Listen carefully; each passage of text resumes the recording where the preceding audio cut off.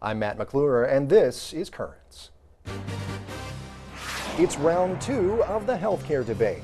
We'll hear what the latest argument is all about.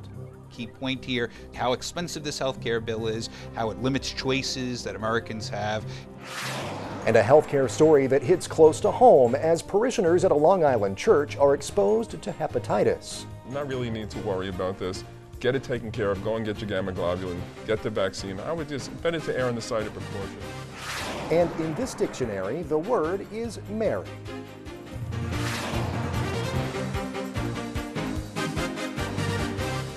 Well, good evening. Thanks so much for joining us tonight. President Barack Obama and members of Congress are back in Washington today for the start of a new legislative session. This time around, Republicans will control the House of Representatives while Democrats continue to hang on to the Senate and, of course, the White House as well.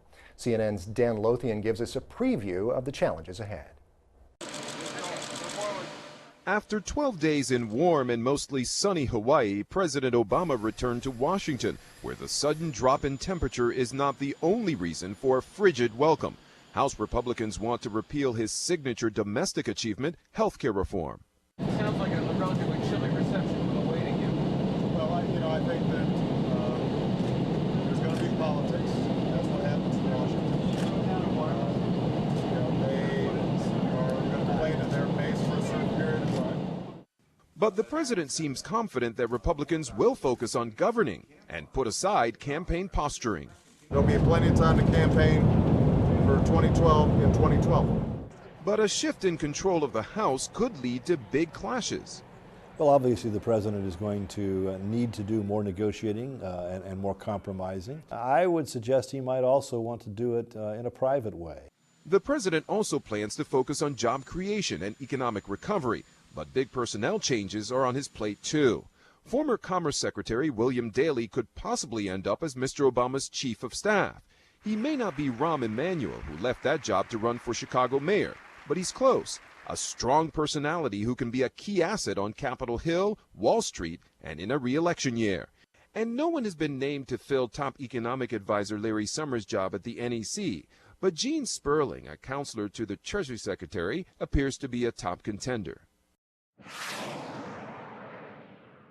Well, there's more news today about the White House shakeup. You just heard Dan mention there. Press Secretary Robert Gibbs also calling it quits. He's leaving to join the Obama 2012 presidential campaign. We're here to shed some light on this new session of Congress, especially the Republicans' top priority over the next several days, which is repealing health care reform. Our two men in the know. Monsignor Kieran Harrington is the Vicar for Government Affairs and Public Policy for the Diocese of Brooklyn. Grant Galicio is the Associate Editor for Commonweal magazine. Both are commentators on the Net's public affairs show In the Arena as well. Gentlemen, thanks for being here. We appreciate it. So try and make some sense of this for me, if you would, please. I mean, we've got over the next few days, healthcare is going to be back in the spotlight. This time, a repeal of healthcare reform. Why make that a top priority going into this next legislative session? There's a lot of money coming out of the Tea Party movement, and this is a sop to that cash flow. I mean, this is, you would think it was April, because this is the bill. I mean, it's 2 pages long, it's full of repetitive nonsense, and it doesn't have a snowball's chance in hell of actually passing. This is about getting conservatives on the record voting for this bill so that when the GOP, in their imagination, takes over, then these people will be locked in and have to vote for those measures that might not be so popular. The promises made during the 2010 campaign, fulfilling those promises. Monsignor, your take on that? Yeah, I think basically it is a fulfillment of campaign promises during the most recent election, but I think it also taps into the huge amount of disappointment that really this healthcare initiative was the primary objective of the Obama administration. I think that you're going to see that this is a nod to the relative unpopularity of this bill, and then I think you'll see pretty quickly a movement in the direction of kind of getting the economy going in terms of jobs, particularly in terms of spending, limiting spending, that sort of thing. Right. Well, of course, a lot of the provisions, well, not a lot of the provisions, but some of the provisions, some of the more popular provisions of this healthcare bill have already gone into effect. You've got, kids up to 26 years old can still stay on their parents' insurance, and some of the other provisions as well. How are Democrats now going to have to go back and say, wait, this is a step that we've taken, and now the Republicans are trying to roll back these positive steps? Grant, what do you think there? Well, that's the political gamble that the GOP is taking now. I mean, there are very popular measures in here. You just named one. There's also closing of the donut hole for seniors' drugs. That's going to be hugely popular. I don't see how the Republicans are going to be able to repeal those aspects without the Democrats. And you can never underestimate the ability of the Democrats to shoot themselves in the foot. But there are good arguments to be made. There are good statements that they can make about the positives in this bill. There are 23 Democrats up in 2012, 23 Senate Democrats up in 2012 versus 7 Republicans. Right. This is, once again, some of them are in very vulnerable places and will have to answer for, once again, when they're up facing the voters, this health care legislation. I think it's putting these guys on record. It's laying down a marker in the sand to kind of once again dramatize how much spending has gone up during the Obama administration. I think that that's really the key point here. So it's to say how expensive this health care bill is, how it limits choices that Americans have. It's a nod to, again, this huge government takeover of an important sector of the economy. Bill, incidentally, is not particularly popular with very liberal members of the House and Senate. A lot of very liberal members were upset that there was not a single payer option in here. So this bill, on balance, is not a winner for the Democrats. It's once again kind of reliving that experience and kind of now moving beyond that, kind of focusing attention on the need to cut spending. Well, how should Catholics and how should the Catholic Church look at this bill? Because I know that health care reform is something that Catholics in general, the Bishops' Conference, have supported in concept. But this particular piece of legislation did not get the bishop's support this time around because of concerns over possible abortion funding and other things. What's the takeaway for Catholics in all of this debate? Well, I think that that's what we are going to see as we go forward, is there's going to be a lot of changes to this legislation around the margins. And I think that that's basically what you'll see is Republicans will not be funding certain provisions of the Health Care Act. So I think that from the Catholic perspective, I mean, we believe healthcare, access to healthcare, is a right that all people have. All people have a right to access to healthcare. But one of the great concerns, of course, we had with this is the expansion of the abortion franchise, funding of abortion. Because it deals with our cooperation with the evil, whether it's remote cooperation with the evil or proximate cooperation with the evil. And I think in the judgment of the bishops, and while some Catholic groups disagree, the judgment of the bishops was that that this legislation was going to require proximate cooperation with evil, and that's the reason why they opposed the legislation. Sure. Grant, I'll give you the last word just about out of time. I think we are going to see whether this bill, or this law actually, funds any kind of abortion. And that's something that the Bishops' Conference has promised, but they've premised that on the basis of future court decisions. Sure. So we're going to know. That's kind of the wait-and-see game, I guess. All right. Well, Monsignor Harrington, Grant, thanks so much for being here. We appreciate your time. Thank you. Great. Thank you. Well, coming up just a bit later in the show, we will ask the doctor about a health issue right here in New York, the possible breakout of hepatitis A at a Long Island church. But right after the break, we'll have the rest of the day's headlines.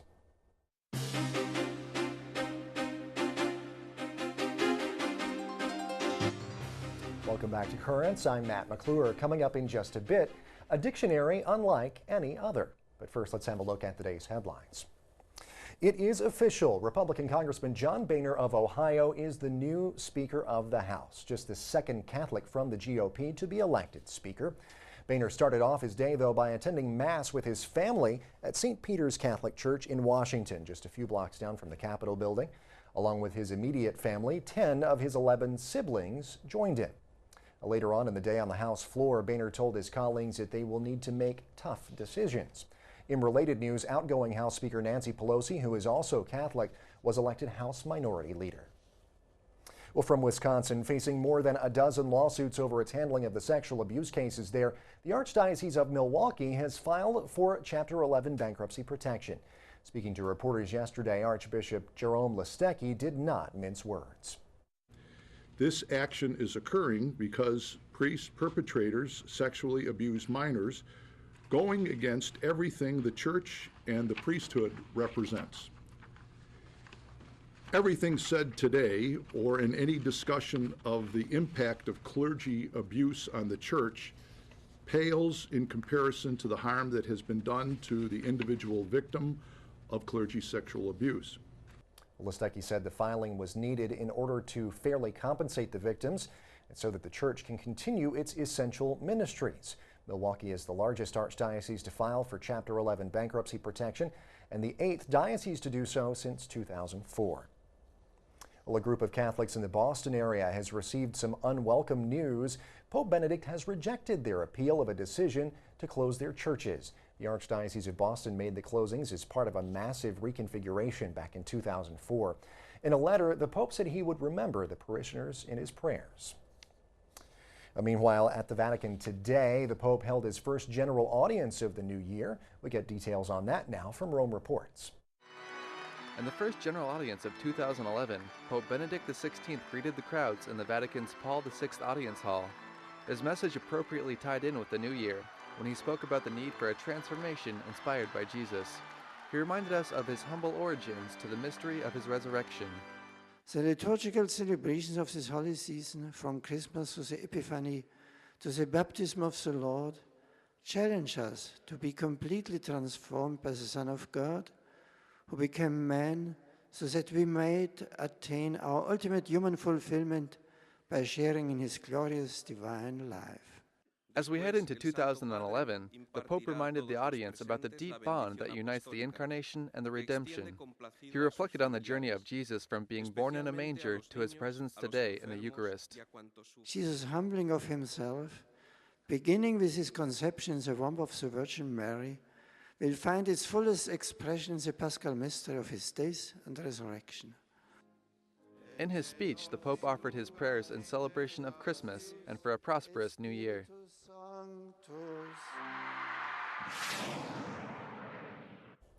Well, Orthodox Christians around the world are getting ready for their Christmas celebrations coming up this Friday. But in some places, they're also fearful. CNN's Frederick Pleitgen has more from Berlin. Concern is growing among the Coptic communities here in Europe after some of the Coptic churches on the continent appeared on a would-be hit list on an Islamist website. Now, this Islamist website hit list apparently also had the church in Alexandria, Egypt on it, which was, of course, hit on New Year's Eve. We've been in touch with the Coptic church here in Germany. They say they are in close contact with German law enforcement authorities, and they're working out a concept to protect their Christmas celebrations, which, of course, culminate with a major mass in the night from the 6th to the 7th of January. However, they also say that they've shortened their celebrations in part because of mourning, of course, because of the victims of the attack on New Year's Eve, but also because of security concerns. Security concerns also among Coptic Christians in France. Their law enforcement authorities are investigating possible threats against the Coptic Church, and also security is being ramped up. An interesting case is also going on in the Netherlands. 3 churches there were also on that would-be hit list. There, several Muslim organizations have banded together and have offered to protect Coptic churches in the Netherlands. CNN's Frederick Pleitgen reporting there. Well, from Iran, a number of Christian missionaries are under arrest, and an official there says more arrests are coming. That official did not say what the Christians were arrested for, but did compare them to the Taliban. Minority religions are allowed to practice their faith in Iran, but they are forbidden from proselytizing. And from England, there are more details coming out today about the upcoming wedding of Prince William. Archbishop of Canterbury Rowan Williams will conduct the service, which will take place April 29th at London's Westminster Abbey. After the wedding, William and his bride, Kate Middleton, will be taken by carriage through the streets of London to Buckingham Palace, where Queen Elizabeth will host a reception. Well, stay tuned, there's more currents coming up. Just ahead, it was a Christmas surprise that no one asked for, as a local church has a hepatitis scare. A lot of people say, well, why should I do communion? That's not the issue. The issue is to wash your hands properly.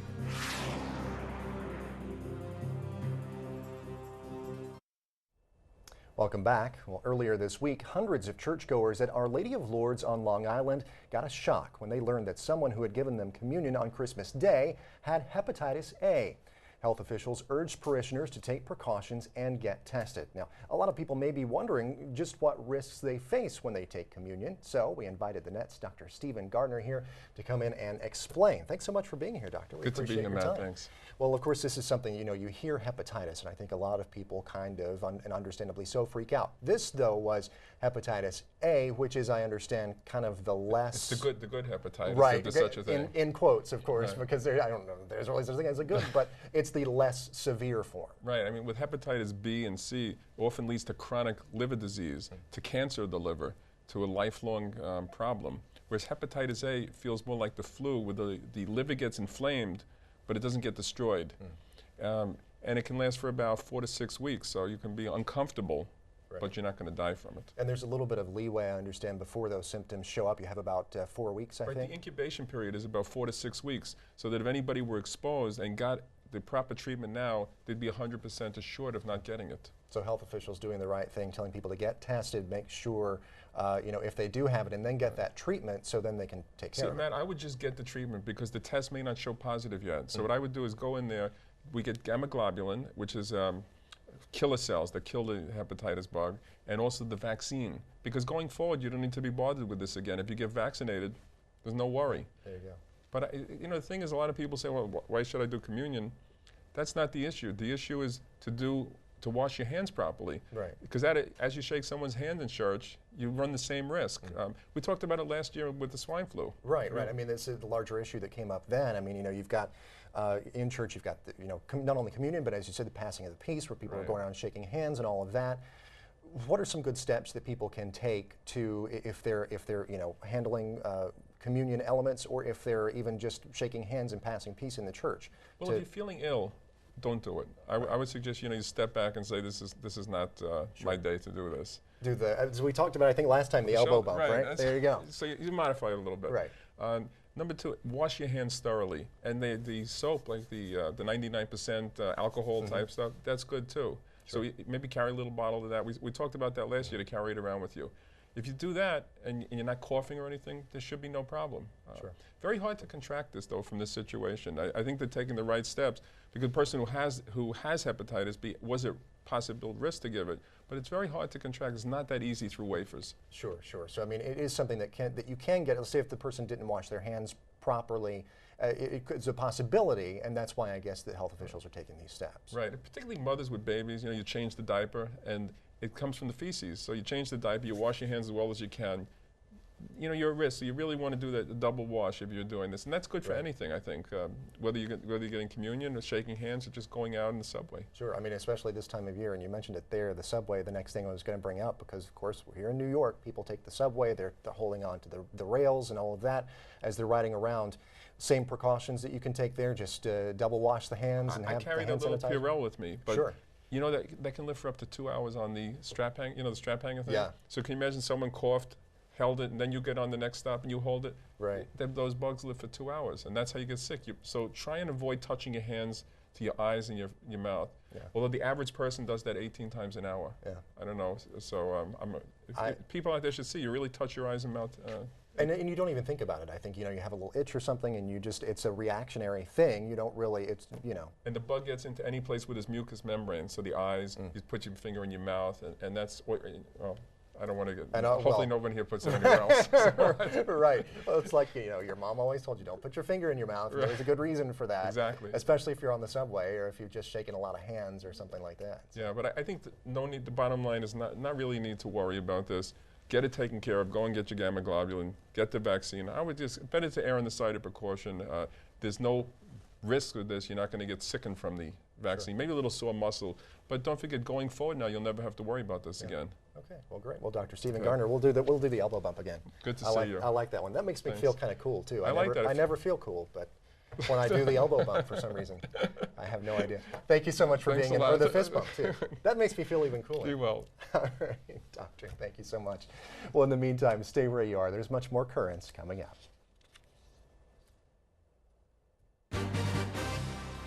When we return, she's been everywhere. A new book tracks it all.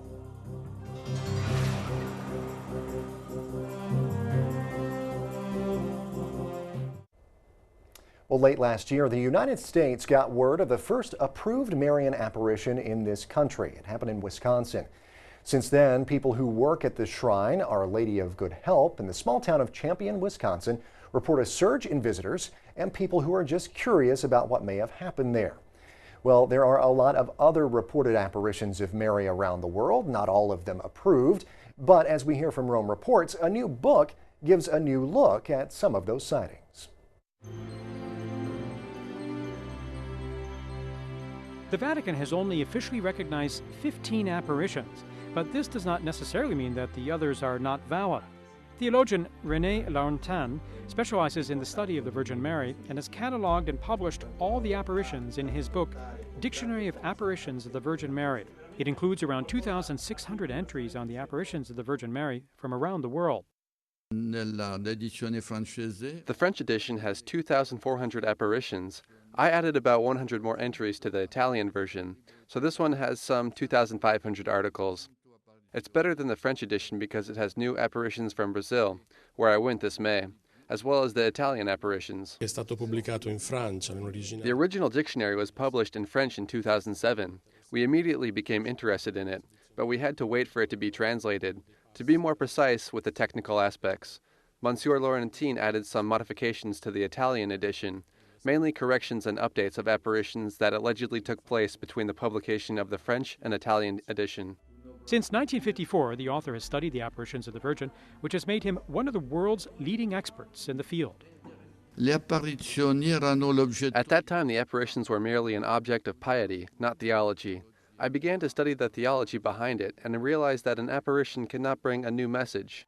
Monsignor Laurentin assures that the Virgin Mary appears to remind to our deaf ears the urgency of the message of Christ, something he says that occurred in a special way in Lourdes. I have no preference for any apparition because it is always the Virgin, but what happened to Bernadette in Lourdes was very pure, very simple. The book makes for an essential guide for the curious, devotees, and scholars of the apparitions of the Virgin Mary from across the globe. Well, that is it for tonight. Now, coming up tomorrow, it is the Feast of the Three Kings, and we'll take you to one celebration in the city. In the meantime, though, remember we're always online over at currentsny.net on the World Wide Web. We're all over the web, too, because you can follow us on Facebook and on Twitter as well. Until next time, I'm Matt McClure. Thanks so much for joining us. Have a great night.